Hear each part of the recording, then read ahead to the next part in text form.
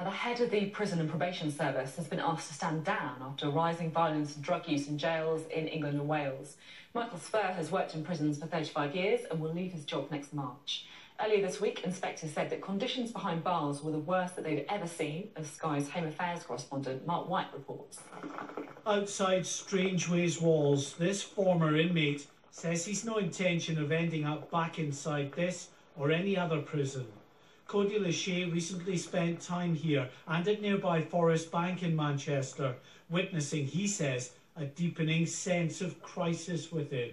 We're in 2018 and the conditions in prisons are reminiscent of Dickensian England. People sharing themselves with rats, with mice, with cockroaches. Those in charge at Her Majesty's Prison Probation Service are absolutely out of touch. It's all about security, drug detection and war on drugs. Rehabilitation right now is a made-up word. With a surge in violence, drug abuse rife and calls for urgent action, the prison service boss is now on his way out.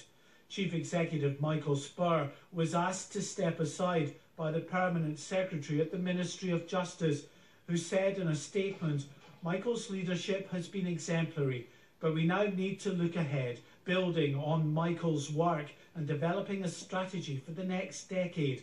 I have therefore decided that April 2019 is the right time to ask a new Chief Executive to take on this important role." Michael Spurr has led the prison service for the past 8 years. In that time, he saw his budget slashed and unrest grow. We've got many more prisoners who are more prone to serious violence, often gang-related violence. It reflects the fact that we've got a problem with psychoactive drugs, mamba, spice, that have been pushed into prisons and have changed the dynamic. Last Friday, thousands of prison officers staged a mass walkout at jails across England and Wales, claiming they faced unprecedented levels of violence.